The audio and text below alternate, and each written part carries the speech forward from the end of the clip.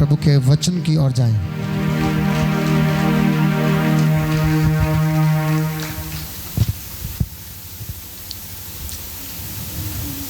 Hallelujah.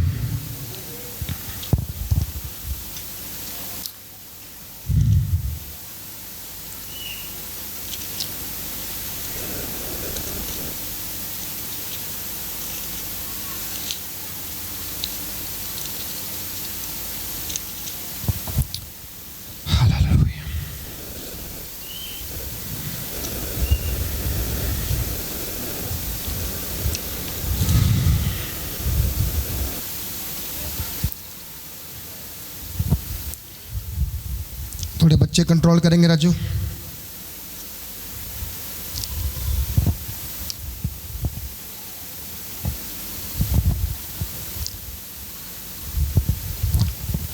सब बोले hallelujah. जरा आवाज उठा के बोलेंगे।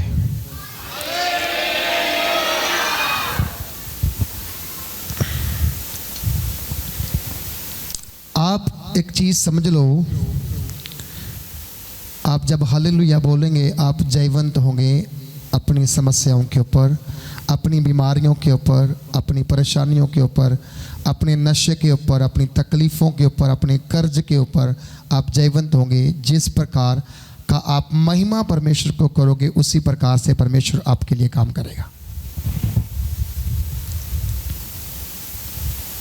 प्रभु यीशु मसीह की महिमा हो। एक बार फिर से आप सबों को प्रभु यीशु मसीह के जीवत और सामर्थी नाम से मेरी ओर से जय मसीह की। और एक बार फिर से आप सबका स्वागत है परमेश्वर की पवित्र और सामर्थी हजूरी में। हम सब आज प्रभु की उपस्थिति में उसकी वर्शिप, उसकी आराधना करने के लिए इकट्ठे हुए हैं। और एक बार टीम के लिए, राजू के लिए, कुलदीप के लिए, मिस्त्री साहब के लिए, नवी के लिए और प्रीत के लिए जोरदार ताली बजा दो, जोरदार। मेरे हिसाब से पूरे साल उनको इतना काम नहीं पड़ा होगा जब काम 2 हफ्ते में पड़ा है। बहुत मेहनत करके वो हर शनिवार को आपके बैठने के लिए प्रबंध करते हैं, क्योंकि जहाँ पर बहुत जब चर्च का काम चल रहा है तो जहाँ पर बहुत सारा सामान बिखरा रहता है।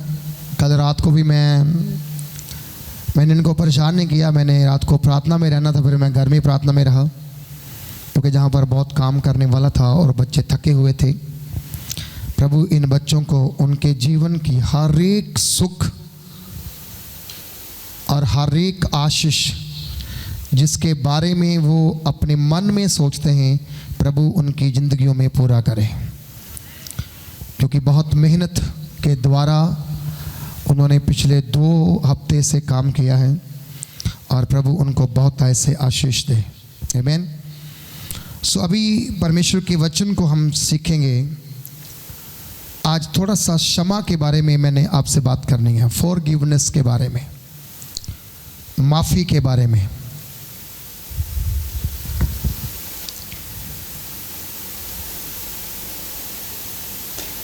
फॉरगिवनेस क्या है, माफ़ी क्या है?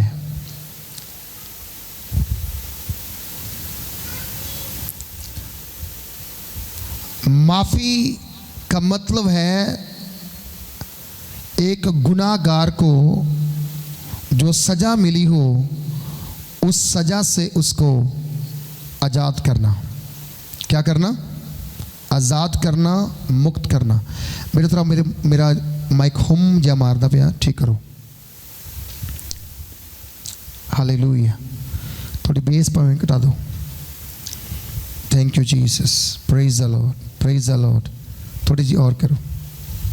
Hallelujah, thank you Jesus. हाँ हुन ठीक है।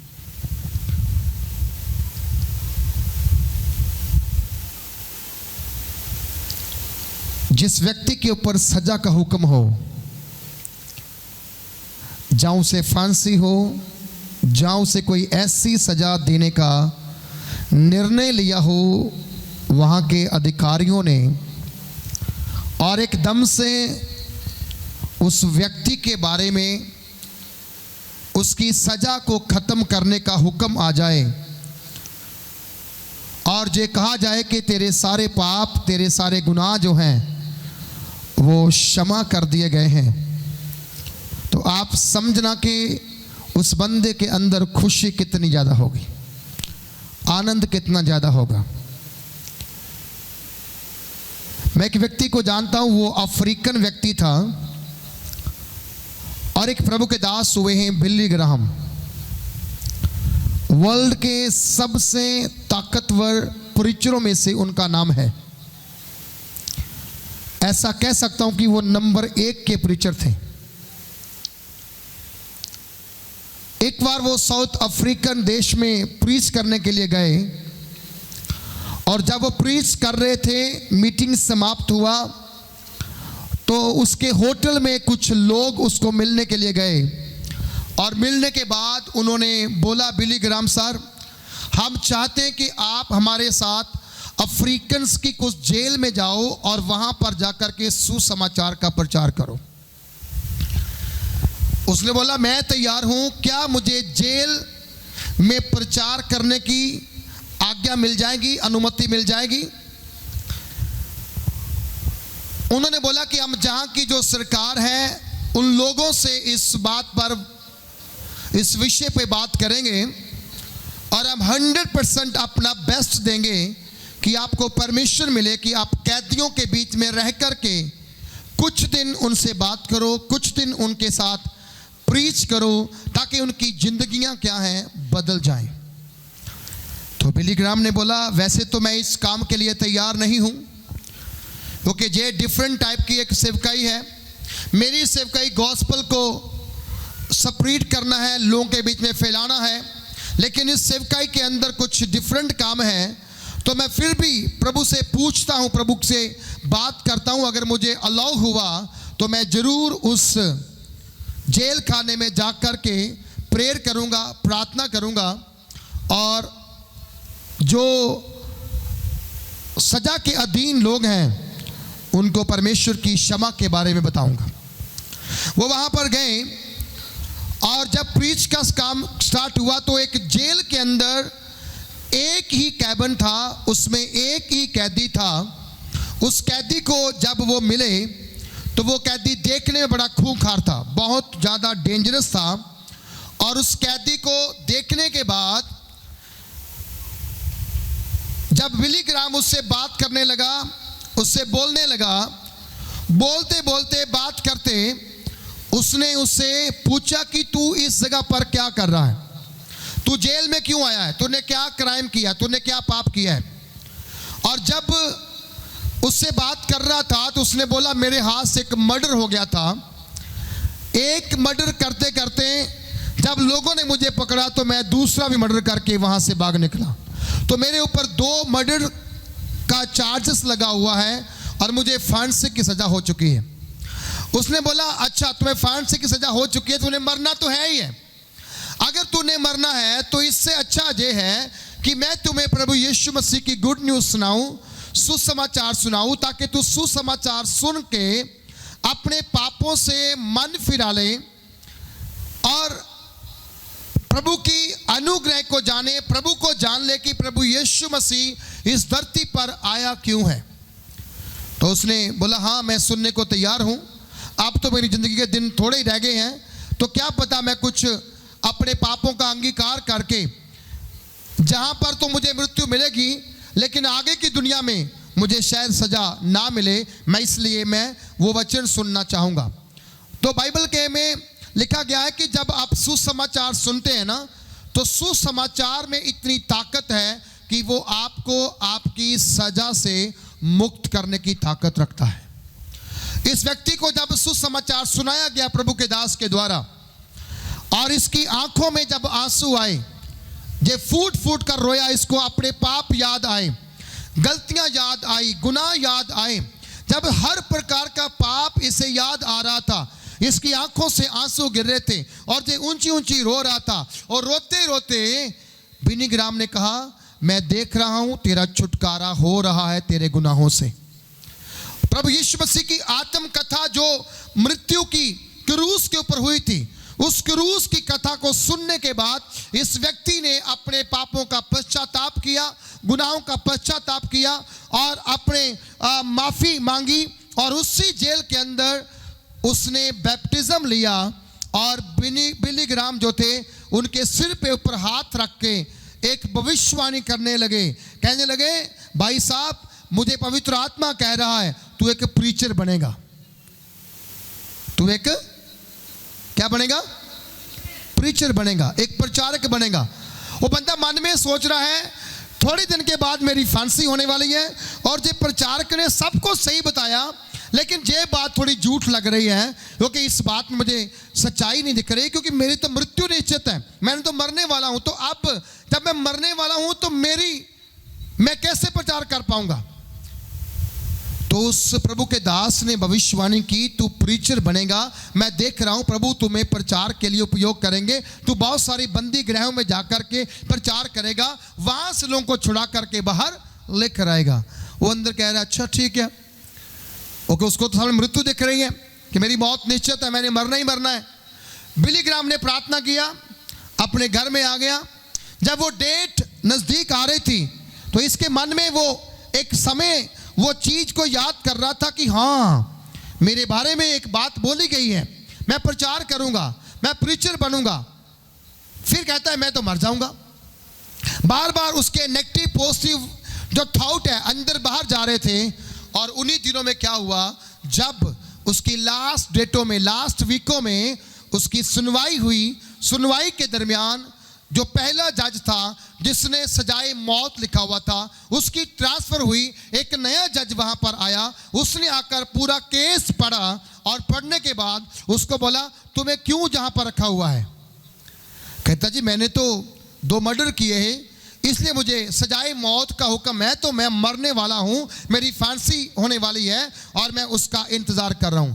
बोला लेकिन तेरे केस में तो कोई मर्डर का जिक्र ही नहीं है, तेरे केस में तो कोई मर्डर हुआ ही नहीं है, तूने किसी को मारा ही नहीं है, तेरे तो ऐसी कोई विटनेस ही नहीं है।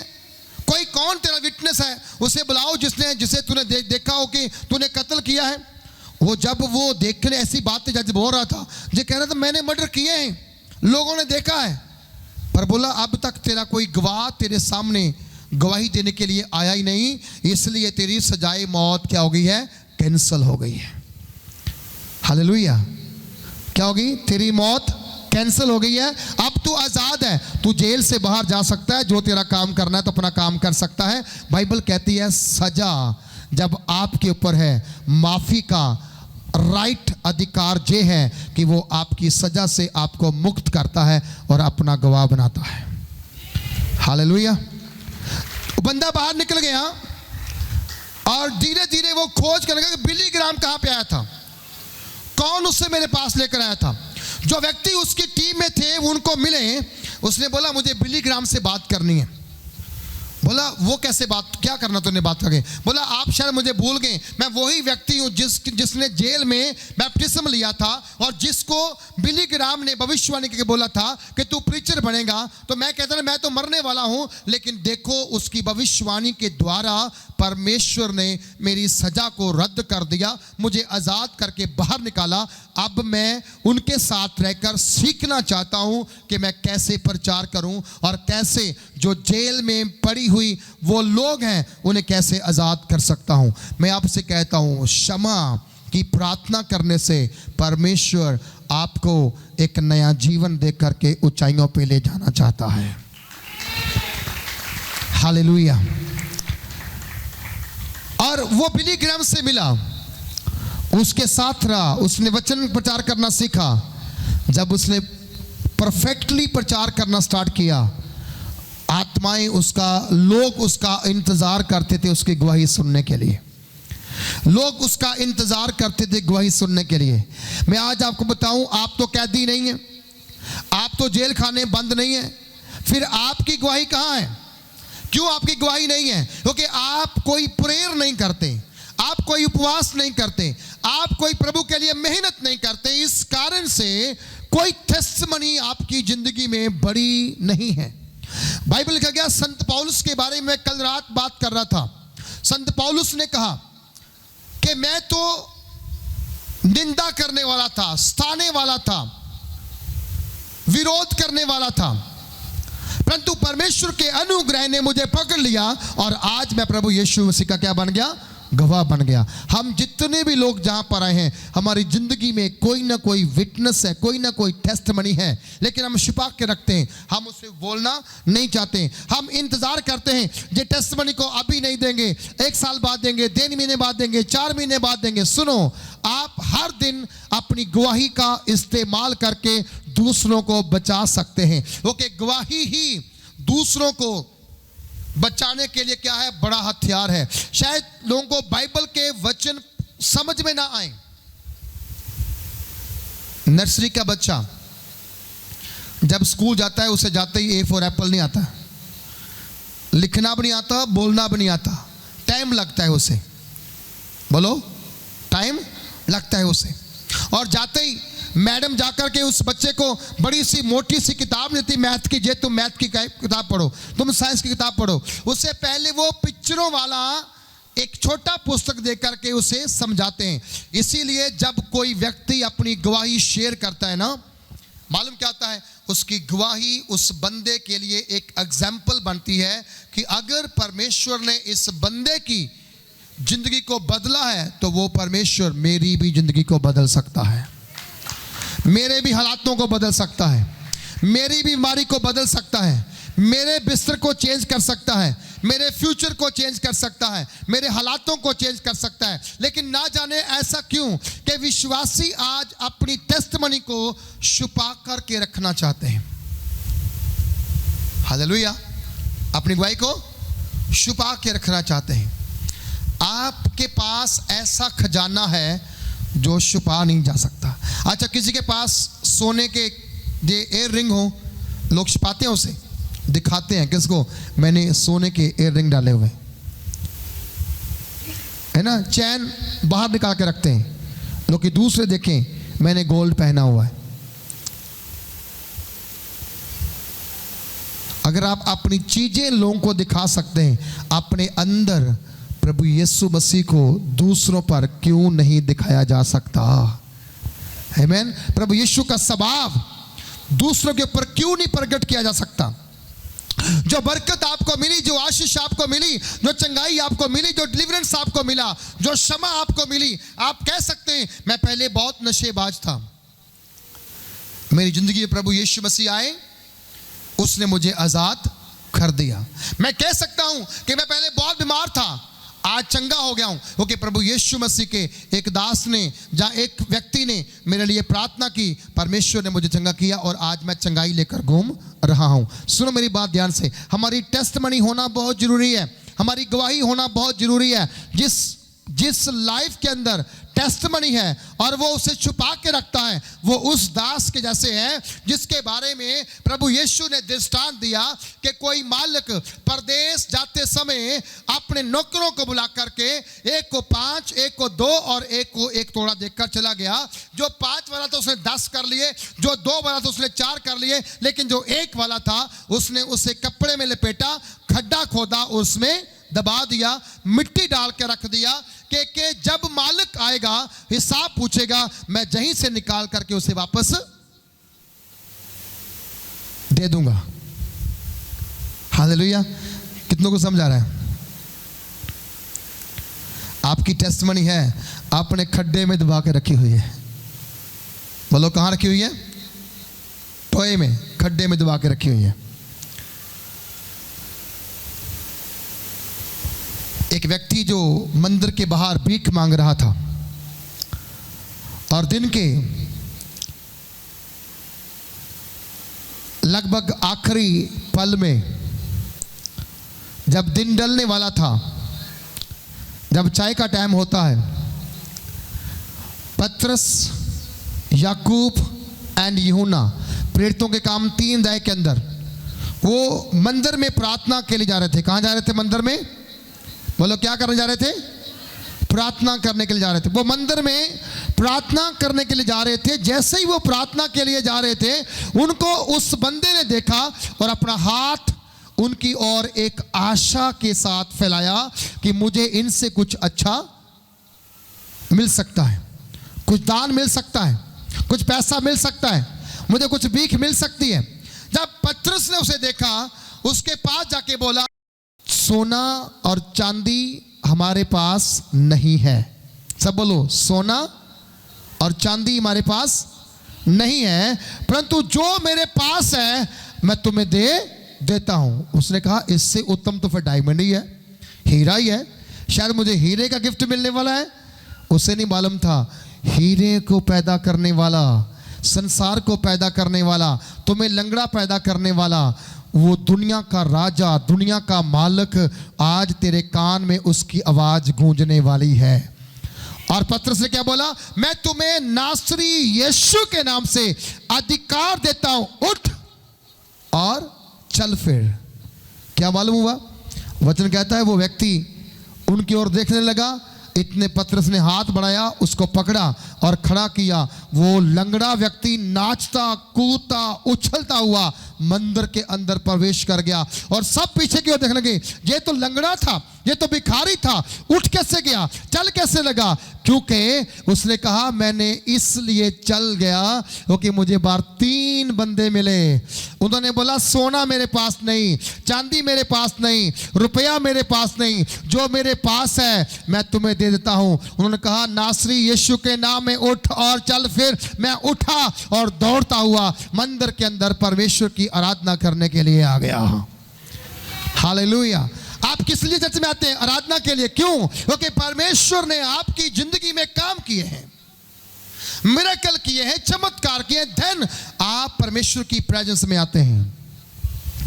आप समझिए इस बात को जरा, परमेश्वर ने क्यों आपको जहां बुलाया है।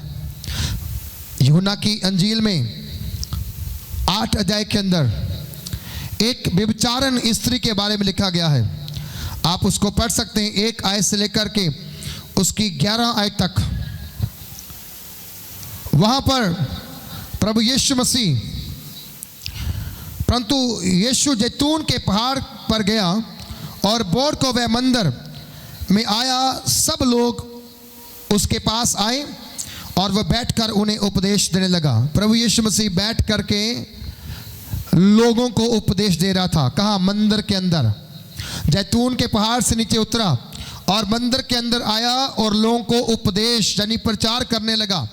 और प्रचार के दरमियान वहां पर कुछ शरारती लोग थे, वो आए और आकर के उन्होंने प्रभु यीशु मसीह को परखना चाहा। लिखा गया, तब शास्त्री और फरीसी एक स्त्री को लाए जो व्यभिचार में पकड़ी गई थी और उसके बीच खड़ा करके यीशु से कहा, हे गुरुजी, जे स्त्री व्यभिचार करते पकड़ी गई है, भविष्य में मूसा ने हमें आज्ञा दी है कि ऐसी स्त्रियों पर पत्थरवाह करे, अतः तू इस स्त्री के विषय में क्या कहता है? उन्होंने उसको परखने के लिए ये बात कही ताकि उस पर दोष लगाने के लिए कोई बात पाए।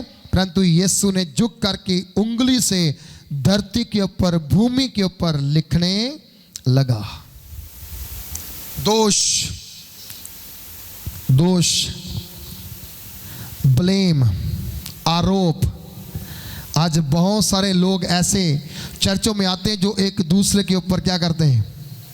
बोलो, दोष लगाते हैं। कुछ लोग जब चर्च में नहीं आते, चर्च को छोड़ जाते हैं, पता करते हैं, उनसे पूछे क्यों नहीं आ रहे? मुझे उस बहन ने ऐसा बोला था। अपनी गलती नहीं, किसकी गलती? दूसरे के ऊपर। जब उसको पूछो, नहीं मैंने कुछ कहा नहीं। आज दोष लगाने वाली स्पिरिट जो है ज्यादातर मसीहों के अंदर घुस चुकी है। अपने प्रचारकों के ऊपर दोष, अपने सेवकों के ऊपर दोष, पास्टर के ऊपर दोष, विश्वासी के ऊपर दोष लगाने में लगा हुआ है और एक दूसरे को परखने में लगे हुए हैं। लेकिन पवित्र बाइबल में गया है, ऐसा प्रभु यीशु के साथ भी हुआ। वो प्रभु यीशु के अंदर कोई दोष ढूंढ रहे थे, कोई आरोप ढूंढ रहे थे, कोई ऐसा काम ढूंढ रहे थे जिससे वो प्रभु यीशु को पकड़ सके और उस पर दोष क्या कर सकें, साबित कर सकें। तो उन्होंने क्या किया, ऐसे तो प्रभु काबू में नहीं आ रहे थे, उन्होंने एक ऐसी चाल चली, एक स्त्री पकड़ी जो व्यभिचार करती थी, यानी कि दूसरे मर्दों के साथ संबंध बनाती थी, सोती थी। एक ऐसी स्त्री को पकड़ा और लाकर के उस मंदिर में जहां पर प्रभु यीशु प्रचार कर रहे थे, उनके सेंटर में खड़ा कर दिया। क्या खड़ा कर दिया? सेंटर में खड़ा कर दिया। अब ये स्त्री सेंटर में खड़ी है, शास्त्री और फरिसियों ने आकर के प्रभु यीशु मसीह से बोला, हमने इस स्त्री को व्यभिचार करते हुए पकड़ा है। और मूसा की जो तुरेत है, जो व्यवस्था है, उसमें जो लिखा हुआ है कि जो स्त्री इस प्रकार काम करती पकड़ी जाए, उसे पत्थर मार मार के क्या करो, सजा दो, उसे मार दो। मतलब इस स्त्री के ऊपर एक सजा थी कि इसे पत्थर मारे जाएं। इसे क्या मारे जाएं? पत्थर मारे जाएं। और बाइबल कहती है कि जब इस स्त्री के बारे में बात हो रही थी, वो भूल गए कि वो सतगुरु है। वो कौन है? सच्चा परमेश्वर है। वो अंतर्जामी है, वो सर्वव्यापी है, वो सर्वज्ञानी है। वो तुम्हारे जहां आने से पहले तुम्हारी चाल को क्या करता है? समझ लेता है। दाऊद जो आत्मा से भरा व्यक्ति था, जो परमेश्वर की प्रेजेंस में चलने वाला व्यक्ति था, बाइबल कहती दाऊद ने अपने बारे में, जब उसे पाप हो गया, गुनाह हो गया, उसने परमेश्वर के बारे में क्या बोला? तू मेरा उठना बैठना जानता है। चर्च, कोई व्यक्ति इस धोखे में ना रहे, इस बात में अपने आप को धोखा ना दे कि कोई आपको जानता नहीं। शायद पास्टर ना जाने, विश्वासी ना जाने, पड़ोसी ना जाने, आपका हस्बैंड ना जाने, लेकिन बाइबल कहती है परमेश्वर तुम्हारा उठना बैठना जानते हैं। हालेलुया। मैं अपने आप को साफ कह सकता हूं, आप अपने आप को पवित्र कह सकते हैं, लेकिन कोई है जो आपके उठने बैठने को भी जानता है। कोई है जो आपका चाल चलन जानता है। कोई है जो आपके दिल के विचार को दूर से जानता है। आज कलीसिया इस भुलेखे में है, इस धोखे में चली रही है कि मुझे कोई नहीं जानता है, कि मुझे कोई देख नहीं रहा है। सुनो, परमेश्वर की आंखें आपके ऊपर लगी हुई हैं।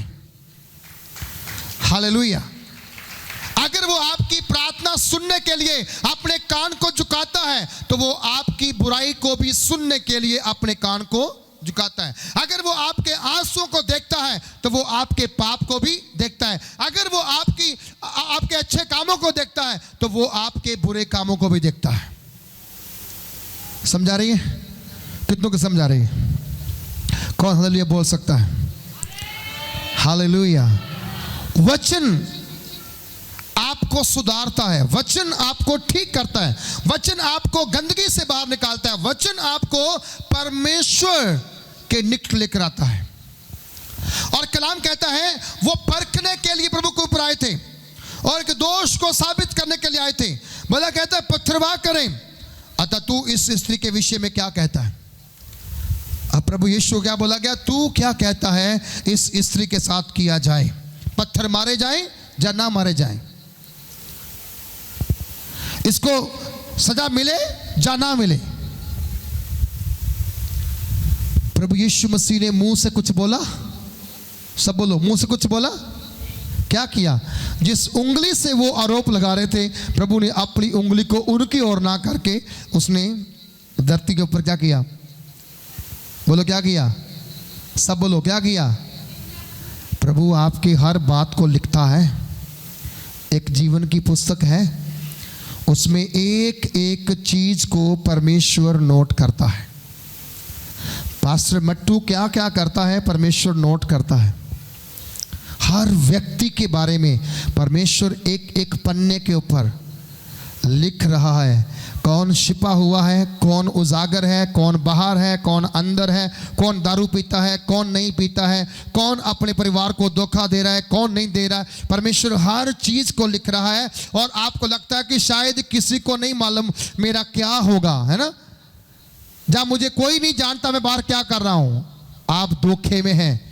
और धोखे में मत रहिए, ओके? धोखा आपको ले डूबेगा। लेकिन याद करना, आने वाले दिनों में वो चीजें, वो बातें आपके ऊपर प्रकट की जाएंगी। क्या होगी? बातें प्रकट की जाएंगी। कई लोग परमेश्वर को सिर्फ अपने मतलब के लिए इस्तेमाल करते हैं, अपनी आशीष के लिए यूज करते हैं। जब तक उनको ब्लेसिंग मिल जाए, नहीं मिलती, फिर वो डेली प्रार्थना में रहते हैं, मुझे ये मिल जाए, ये मिल जाए, अपनी बरकत, अपनी आशीष, अपनी चंगाई। मैं चाहता हूं कि आप ब्लेस हो, मैं चाहता हूं कि आप चंगे रहो, मैं चाहता हूं कि आप कहीं बीमार ना हो, मैं चाहता हूं कि कभी कोई आपकी आंखों में आंसू ना आए। लेकिन फिर भी आप याद करें, इतना कुछ प्राप्त करने के बाद क्या आप करेंगे यदि परमेश्वर ने आपको जीवन की पोथी में आपकी एक भी अच्छी बात ना लिखी गई? बोलो। शैतान प्रभु यीशु मसीह के पास क्यों गया था? इसी धोखे में रखने के लिए कि तू मेरे सामने झुक जा, मैं दुनिया तुम्हें दे दूंगा, मैं दुनिया तुम्हें।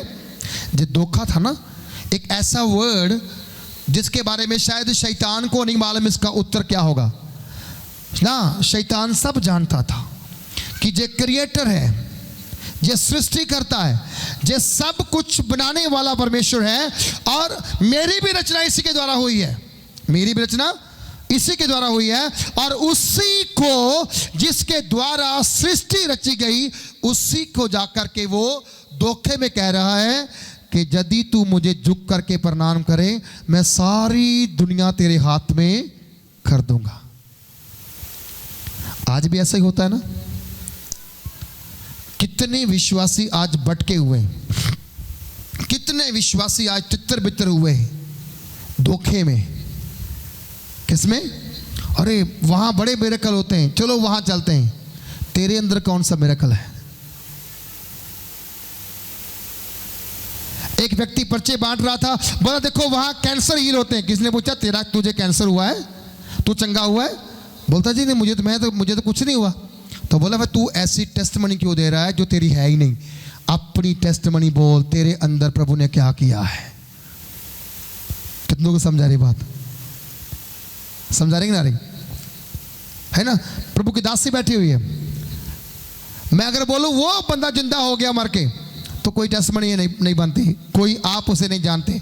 जी आपके बीच में साक्षात जीवित खड़े हैं, क्योंकि 2004 में डॉक्टरों ने बोला था शी इज डेड, वो मर चुकी है, लेकिन आज जिंदा है, उनकी टेस्टमनी है, वो हमारे बीच में है। आमीन। सो गवाही तो मेरी है, तो मैं दूसरों की गवाही बांट रहा हूं। जे गवाही सुनो, जे गवाही, उसका कोई मतलब नहीं निकलेगा, उसका कोई रस नहीं मिलेगा। अच्छा, दो चीजें होती हैं, एक होता है बाजरा, एक होता है गन्ना। रस किस में से निकलता है? आप किसको लाइक करते हैं? गन्ने को। क्यों बोला? क्योंकि उसका रस मीठा है। और जो बाजरे का होता है वो किसको यूज करते हैं? वो इंसान नहीं खाते, उसके डंडे को कौन खाता है? पशु खाते हैं। आज इंसान इस प्रकार का काम कर रहा है कि जिसके बारे में उसे नॉलेज ही नहीं है, वो चीजों को वो प्रमोट कर रहा है, लेकिन जो उसके खुद के अंदर हुआ है वो उसे मालूम ही नहीं है। आप अपने आप को बताएं, मेरी जिंदगी में क्या हुआ, मुझे कौन सा मिरेकल मिला, मुझे कौन सा चमत्कार मिला, इस बात को बोलें। यदि बोलेंगे, डेफिनेटली लोग आपकी सुनने को तैयार होंगे और आपकी सुनेंगे। हालेलुया। बोलिए, क्या करेंगे? आपकी आईना घर में क्यों रखते हैं हम लोग? आप आईने के सामने जाते हैं, आईना आपको देखता है और आप आईने को देखते हैं, लेकिन वो दोनों ही गलत हैं। असल में हम अपने आप को आईने में देखते हैं। आज मनुष्य इसी धोखे में है, मुझे आईना देख रहा है, मुझे शीशा देख रहा है। नहीं, शीशा तुम्हें नहीं देख रहा है, तुम शीशे में अपने आप को देख रहे हो कि तेरे चेहरे पे कौन सा दाग है, तेरे चेहरे पे तेरे का रंग कौन सा है, तेरी शर्ट तुझ पे जच रही जा रही, तेरा पहरावा, तेरा हेयर स्टाइल तुम्हें अच्छा लग रहा कि नहीं लग रहा। तुम अपने आप को वहां पर जज कर रहे हो। अगर तुम अपने आप को जज कर रहे हो तो फिर टेस्टमनी भी अपने आप की दूसरों के बीच देनी चाहिए। वचन कहता है वो लंगड़ा व्यक्ति दौड़ा अंदर गया और जाके बोला कि मुझे प्रभु यीशु ने चंगा किया है। बोलो, किसने किया? मुझे प्रभु। उसने ये नहीं बोला कि वो पतरस चंगा हो गया, मैं चंगा हो गया, क्योंकि मुझे पतरस ने कहा मैं तुम्हें नासरी यीशु के नाम में अधिकार दूं, उठ और चल फिर। आज चर्च ध्यान से सुनो, अपनी गवाही को अपने अंदर मजबूत करो। क्या करना है? अपनी गवाही को अपने अंदर मजबूत करो। कौन सी गवाही? सबसे बड़ी गवाही यह है कि आपके पाप क्षमा हुए। क्या हुए हैं? आपके पाप। यशायाह नबी लिखता है, कहता है मैं पहले सब के ऊपर हाय बोलता था, हाय इस पे, हाय इस पे, हाय इस पे, हाय इस पे, लेकिन जिस दिन बोला मुझे खुदा की रूह ने छू लिया, मैं पलटी मार गया, मैं बदल गया। उस दिन मैंने ये नहीं कहा हाय उस पे, हाय उस पे, उसने कहा हाय मेरे पे, हाय मेरे पे, क्योंकि मुझे किसी ने छू लिया। आमीन। मुझे किसी ने छू लिया। आप अपने आप को परखें, दूसरे को जांचने की कोशिश मत करें, वो कि कोई फिर आपको भी जांचेगा। बाइबल कहती है दूसरों की आंख का तिनका ढूंढने से अच्छा है अपनी आंख का लट्ठा बाहर निकालना। हालेलुया। दूसरों को परखने से अपने आप को परखना चाहिए। दूसरों को सुनने से हमें अपने आप को सुनना चाहिए। अपनी बड़ाई नहीं, दूसरे तुम्हारी बड़ाई करना चाहिए कि जब से ये चर्च में गया, जब से ये मसीह को फॉलो करने लगा, तब से इसकी जिंदगी बदल गई। इस स्त्री के बारे में, स्त्री शांत खड़ी है, चुपचाप खड़ी है, उसे मालूम है कि पत्थर मुझे पड़ने ही वाले हैं, लेकिन इतने में जब उन्होंने बोला कि तू क्या कहता है इसके विषय में, उन्होंने उसको परखने के लिए ये बात कही ताकि उस पर दोष लगाने के लिए कोई बात पाएं, क्योंकि वो प्रभु यीशु मसीह को पकड़वाना चाहते थे, समय से पहले क्रॉस पे लटकाना चाहते थे, समय से पहले उसे मार देना चाहते थे। लेकिन बाइबल कहती है प्रभु यीशु मसीह ने कहा कोई मेरा प्राण नहीं ले सकता, मैं अपना प्राण खुद देता हूं। अपने आप को प्रभु के सामने निर्दोष खड़ा करने के लिए तैयारी करें। अपने आप को प्रभु के सामने ऐसा व्यक्ति बनाएं जो विश्वास योग्य ठहरे, जो आशीष के योग्य ठहरे। कहता है कि परंतु यीशु झुक करके उंगली से भूमि पर लिखने लगा, तब उससे पूछते ही रहे, क्योंकि वो लोग क्या करते थे, वो प्रभु से बार बार पूछ ही रहे थे क्या करना है इसका, बताओ पत्थर मारे ना मारे, बताओ पत्थर मारे ना मारे, बताओ पत्थर मारे ना मारे। आज कई बार आपके पड़ोसी भी आपको यही कहते हैं ना, ਵੱਡਾ चर्च ਜਾਂਦਾ जिंदगी तो बदली नहीं, क्योंकि साडे काम इदां दे आ।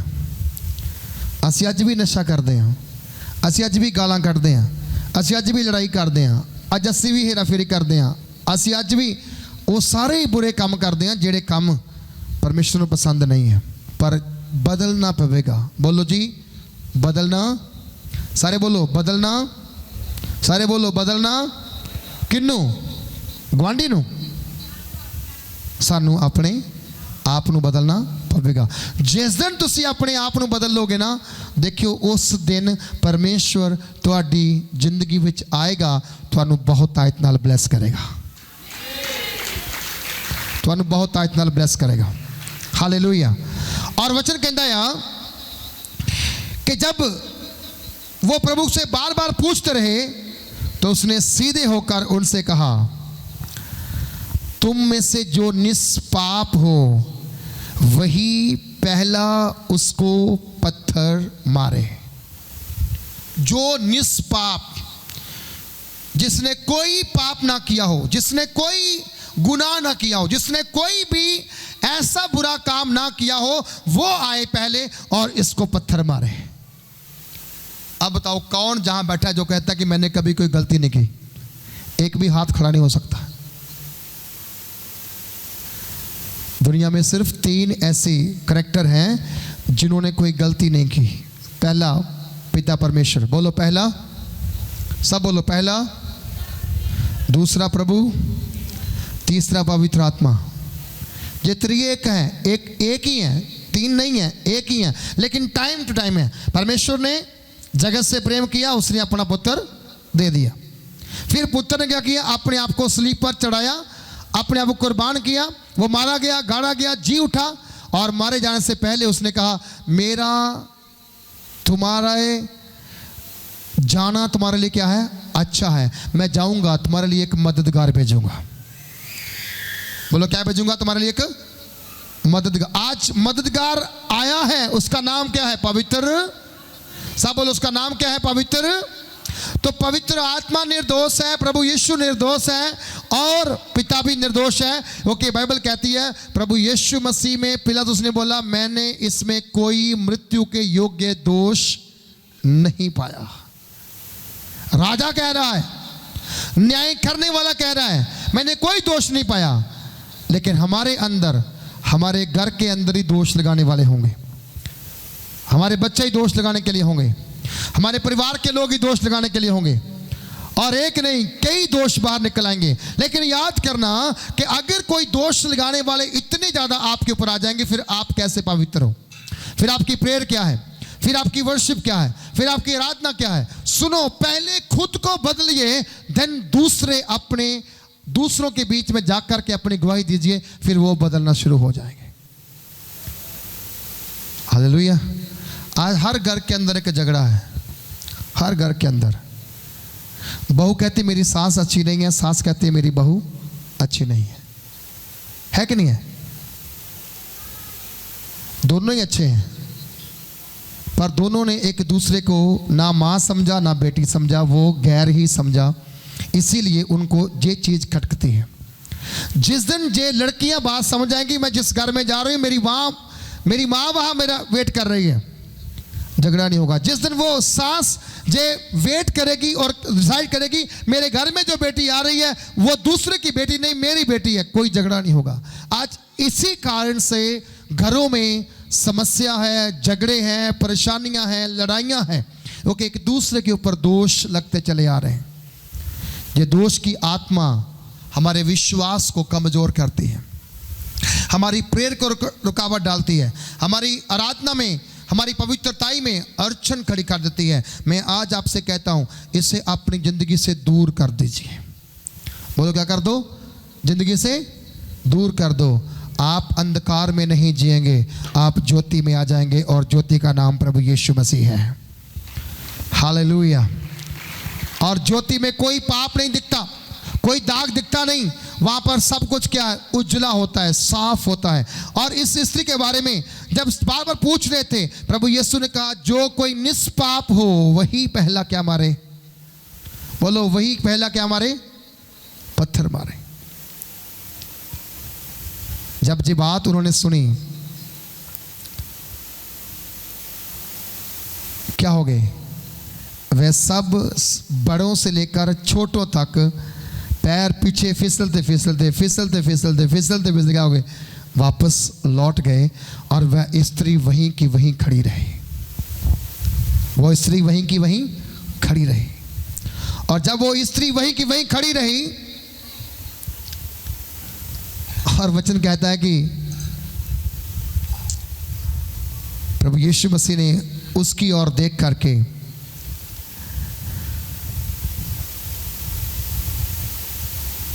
सीधे खड़े होकर उससे पूछा, हे नारी, क्या तुम्हें किसी ने दोषी ठहराया? हे स्त्री, क्या तुम्हें किसी ने दोषी ठहराया? और उस स्त्री ने कहा नहीं। बोलो क्या कहा? नहीं। तो प्रभु यीशु ने क्या किया? प्रभु यीशु ने कहा मैं भी तुम्हें दंड की आज्ञा नहीं देता, फिर से पाप ना करना, फिर से पाप ना करना। सुनो, आज इस संगति के बाद ये 10वें महीने का आखिरी संडे है। आप अगले संडे प्रभु भोज की सेवा में आने वाले हैं, और फिर 1 महीने के बाद, 2 महीने के बाद हम लोग नए साल में प्रवेश करने वाले हैं। तो हम हर साल एक सॉन्ग को बड़ी धूमधाम से गाते हैं, नवे साल विच आके बंदिया हो जा नवा नरोया, ऐना कलाम तू सुनिया तेरे ते अज भी असर ना होया। असी कदों दे गांदे आ रहे हैं, बचपन तो निक्के निक्के सी ते साडे पिंडां च एक गीत गांदे सी पास्टर आके, पर वाकई आज तक असर नहीं हो रहा। कारण यही है कि असी वचन वल मन नहीं लगाते, ਆਪਾਂ चमत्कार वाल मन लगाने, अपनी जिंदगी ਨੂੰ बदलਣ ਦਾ जरिया नहीं बनाते। पर ध्यान से सुने, प्रभु यीशु ने कहा, क्या तुम्हें किसी ने दंड की आज्ञा दी? उसने कहा नहीं। तो फिर बोला, मैं भी तुम्हें दंड नहीं दूंगा, लेकिन तू आगे से पाप नहीं करना। आप मसीह में आ गए हो। संत पौलुस कहता है कुरिन्थियों में, यदि कोई मसीह में है वो एक नई, सब बोलो वो नहीं क्या है, ऊंची बात से बोलो, चिल्ला के बोलो, सारी कलीसिया बोलो, आप क्या हो? नई सृष्टि। क्या हो आप? नई सृष्टि। आप नई सृष्टि हो। और अगर आप नई सृष्टि हो ना, तो फिर आपको एक चीज समझनी है, आपके अंदर सब कुछ नया होना चाहिए।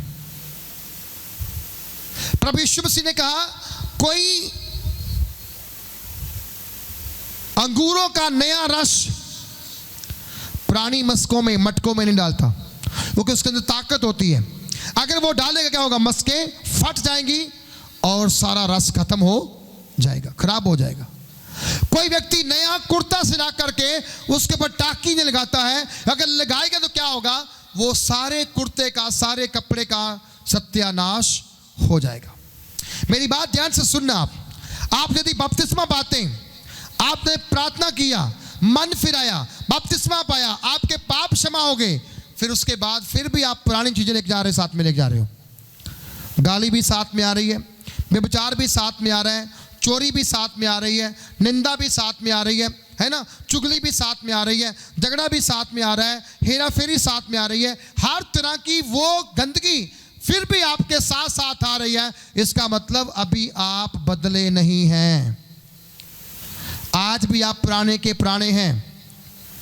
बाइबल कहती, पहले मनुष्य के द्वारा, एक आदम के द्वारा पाप आया, पाप से मृत्यु आई, एक दूसरा आदम आया, उसके द्वारा जीवन आया। बोलो क्या आया? कौन सा जीवन आया? अनंत जीवन आया। सब बोलो कौन सा आया? अनंत जीवन, बहुतायत का जीवन। आप जब प्रार्थना करते हैं ना, उपवास करते हैं, प्रार्थना आपके ऊपर अभिषेक को लेकर आती है, और जब अभिषेक आता है तब उस अभिषेक के द्वारा आपके बंधन तोड़े जाते हैं। प्रार्थना में बने रहिए, प्रार्थना में लगे रहिए, क्योंकि बाइबल कहती है लगातार प्रार्थना करते रहो। मैंने कुछ लोगों को सुना, कुछ लोगों को देखा कि वो प्रार्थना के लिए टाइम रखते हैं, शाम को भी 1 घंटा, दिन में भी 1 घंटा, दोपहर को भी 1 घंटा। 3 घंटे की प्रार्थना नहीं चाहिए। बाइबल प्रार्थना के लिए आपको बाउंड नहीं करती है। कितनों को समझा रही है? आपको आप खाते हो ना, दिन में 3 बार खाओ, 4 बार खाओ, 5 बार खाओ, 6 बार खाओ, जितनी बार भी खा सकते हैं, आप खाते हो ना। आप खाने पीने के लिए अपने आप को बाउंड नहीं कर सकते। तो फिर आप मुझे बताओ, एक प्रार्थना करने के लिए आप अपने आप को बाउंड क्यों करते हो? क्या होगा 3 घंटा प्रार्थना करने से, और क्या होगा 6 घंटे प्रार्थना करने से? बहुत अंतर आएगा। 3 घंटे की प्रार्थना उतनी बरकत लेके आएगी, 6 घंटे की प्रार्थना उतनी बरकत लेके आएगी। जितनी आप प्रार्थना करेंगे, जितनी आप आराधना करेंगे, जितनी आप प्रभु के निकट आएंगे, उतना ज़्यादा छुटकारा जल्दी आपका हो जाएगा। घर में बैठ के फालतू में इधर उधर की बात करने से अच्छा क्या है? और थोड़ा समय प्रार्थना में जाओ, और थोड़ा सा उपवास में चले जाओ, और थोड़ी सी आराधना कर लो। आप गा सकते हैं, गाइए। कोई आपको अच्छा समझे ना समझे, पर गाओ जरूर। मुझे मालूम है कुछ लोग ऐसा भी कहते हैं, तुम्हें प्रार्थना के अलावा कोई और काम नहीं है? जब देखो प्रार्थना प्रार्थना प्रार्थना प्रार्थना। उसको बोलना, अगर तू जीवित है तुझे प्रार्थना ने तुम्हें जीवित रखा है। अगर इस घर में आशीष है तो प्रार्थना ने आशीष रखी है। अगर इस घर में चंगाई है, आनंद है, जलाल है, शांति है, तो प्रार्थना के द्वारा ही आया है। संत पौलुस कहता है लगातार क्या करो? बोलो क्या करो? लगातार क्या करो? सब बोलो लगातार क्या करो? जे क्यों को कहा उसने? क्या पौलुस को दिमाग नहीं था? क्या पौलुस को काम और नहीं था? पौलुस कोई और भी काम करते थे, वो टेंट का काम भी करते थे, सेवा भी करते थे, फिर भी वो प्रार्थना में लगे रहते थे। आप चलते फिरते घूमते फिरते आप क्यों प्रार्थना नहीं कर सकते? आप कर सकते हैं। और जिस दिन आप इस प्रकार का विचार बनाकर प्रभु के सन्मुख आ जाएंगे, जिस दिन आप चर्च में आने का दिन होगा, कोई रुकावट आपके मार्ग में नहीं आएगी। ना तो आपकी मासी आएगी, ना तो मौसा आएगा, ना बुआ आएगी, ना चाची, ना माँ, ना ताई, ना कोई और आके बैठेगा भाई आज तो हम आए हैं, आज चर्च कैंसिल कर दो। फिर आपका चर्च कभी कैंसिल नहीं होगा, क्योंकि आपको पता होगा मैंने पूरा हफ्ता प्रभु के साथ बिताया है। आज संडे में जब चर्च में जाऊंगा मुझे आनंद मिलेगा, वहाँ पर मुझे नया मसा मिलेगा, मुझे वहाँ पर छुटकारा मिलेगा, मुझे वहाँ पर वचन मिलेगा जो मेरी जिंदगी को बदल देगा। फॉरगिवनेस क्या है? माफ़ी क्या है? प्रभु यीशु ने कहा, क्या तुम्हें किसी ने दंड की आज्ञा दी है? तुम्हें पत्थर मारने की आज्ञा दी है? ना किसने पत्थर मारा है? क्या बोला उसने? गुरुजी नहीं। बोलो गुरुजी। किसी ने नहीं बोला, किसी ने मुझे पत्थर नहीं मारा, मुझे कोई सजा नहीं मिली। प्रभु यीशु ने कहा, मैं भी तुम्हें पत्थर नहीं मारूंगा, मैं भी तुम्हें सजा नहीं दूंगा, तेरे पाप माफ हुए, आगे से कोई पाप मत करना। आप समझो आपके पाप माफ हो चुके हैं, अब कोई पाप नहीं करना। सब बोलो अब क्या नहीं करना? बोलो क्या नहीं करना? अब क्या नहीं करना? अब पाप नहीं करना, पाप नहीं करना। अगर पाप करेंगे तो सजा बरकरार है। अगर आपने मन फिराया, तौबा किया, बपतिस्मा लिया, प्रभु के साथ चल रहे हैं, पाप करने वाले मार्ग को छोड़ना होगा। हर एक विश्वासी की जिंदगी में भजन संहिता 1 और भजन संहिता 128 उन्हें याद होना चाहिए। भजन संहिता 1 में क्या कहता है? धन्य है वह जो दुष्टों की युक्ति पे नहीं चलता, ना पापियों के मार्ग में खड़ा रहता, ना मखौल करने वालों की झुंडली में बैठता। 3 बातें। दुष्टों की युक्ति, कोई वहां पर क्या होता है मालूम? कोई शादी आ जाए ना, डीजे लगा हो, गीत चलते हो, तो आ कहते ओ आ यार कोई गल तन्नू केरा पास्टर देखदा पिया, थोड़ा भंगड़ा पा ही लैने। 4 बंदे दारू पींदे ने, ओ आ यार तन्नू खुशी नहीं सड़ना हुई, साडे मुंडे दा विआह, तू दारू नहीं पी सकता, साडी गल नहीं मान सकता। आपां उत्थे एग्रीमेंट जो प्रभु ने कीता तोड़ के कंप्रोमाइज़ कर लेने। मसीह जीवन में कोई कंप्रोमाइज़ के लिए स्थान नहीं है, कोई कंप्रोमाइज़ के लिए स्थान नहीं है। 1% नहीं, 0% भी नहीं है कि आप मसीह में आओ और फिर कंप्रोमाइज़ करो पाप के साथ, पापियों के साथ, बुरे लोगों के साथ कंप्रोमाइज़ करो। नहीं, प्रभु ने आपको खालिस बनाया है। बोलो क्या बनाया आपको? और वो खालिस लोगों को लेने के लिए आ रहा है। आज बहुत सारे रिश्तेदार, बहुत सारे भाई बहन, बहुत सारे विश्वासी भी आपको ऐसे मिलते हैं, जी मैं तो प्रसाद खा लेता हूँ, मैं तो प्रसाद, मैं तो माथा भी टेक लेता हूँ, मैं तो लंगर भी खा लेता हूँ। तुम खाते हो, तुम्हारा पाप इसके सिर पे क्यों जाए? तुम्हारा दोष इसके सिर पे क्यों जाए? अगर तुम खाते हो तुम खाओ ना, हम कौन सा मना करते हैं? खाओ, लेकिन दूसरे को क्यों कह रहे हो कि मैं खाता हूं? क्योंकि वो शैतान का एक बड़ा प्लान है कि जैसा वो कर रहा है वैसा तुम भी करो, जैसा वो करता है वैसा तुम भी करो। नहीं, मैं आपसे कहता हूं, अगर प्रभु ने आपको क्षमा दी है तो आपको रियल में क्षमा मिली है। क्या मिली है? रियल में क्षमा मिली है, फॉरगिवनेस मिली है। आप इसे किसी भी हालत में मत खोना। जब प्रभु ने आपको पाप से, गंदगी से, बुराई से आज़ाद किया है, उसके पीछे उसका एक मकसद ये है कि आप उसके लिए प्रचारक बनो, आप उसके लिए सेवक बनो, आप उसके लिए सेविका बनो, आप उसके काम करने वाले बनो। वो कि माफ़ी का मतलब यही है, आप छूटे हैं, दूसरों को जाके अपनी गवाही शेयर करो। मैं किस गंदगी से बाहर निकला हूँ, मैं किस नशे से बाहर निकला हूँ, मैं किस पाप से बाहर निकला हूँ, मैं किस व्यभिचार से बाहर निकला हूँ, चोरी से बाहर निकला हूँ। अगर आप ऐसी गवाही देते हैं, दूसरे लोग आपको सुन करके अपनी जिंदगी में बदलाव को पा जाते हैं। इसलिए दोष ढूंढो मत, दोष लगाओ मत, अपनी क्षमा पे काम करो। आपको माफ किया गया है, आपके पाप माफ हुए हैं, आप दूसरों के लिए भी क्या करो, बोलो क्या करो, दूसरों के लिए भी माफी का प्रचार करो। दूसरों को भी अपनी क्षमा के बारे में बताओ। मैं किस गंदगी से बाहर निकला हूँ तुम्हें क्या पता है, लेकिन आज अगर मैं तेरे सामने साफ सुथरा खड़ा हूँ, इसके पीछे यीशु के लहू की कहानी है, इसके पीछे यीशु के कोड़रों की मार की कहानी है, इसके पीछे यीशु मसीह के हाथों में पाँव में कील की कहानी है, इसके पीछे यीशु मसीह के सिर के ऊपर कांटों के ताज की कहानी है, इसके पीछे प्रभु यीशु मसीह की पसली में लगे भाले की कहानी है, इसके पीछे प्रभु यीशु मसीह की दी हुई दुनिया की महान कुर्बानी की कहानी है। मैं आज तेरे सामने साफ खड़ा हूँ, ये प्रभु यीशु का बड़ा अनुग्रह है।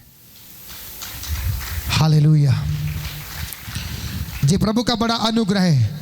आप उस अनुग्रह के द्वारा खरीदे गए हैं, आप उस अनुग्रह के अधीन में हैं जो प्रभु ने आपको फ्री में दिया है। इसलिए कभी भी इसका नाजायज़ फ़ायदा ना उठा करके अपने आप को प्रभु के हाथों में देकर संभालते हुए प्रार्थना करें, वर्शिप करें, आराधना करें। मैं आपसे कहता हूँ, यीशु जीवित है, वो आपको संभालेगा और आपकी अगुवाई करेगा। प्रभु आपको आशीष करे इन वचनों के द्वारा। आइए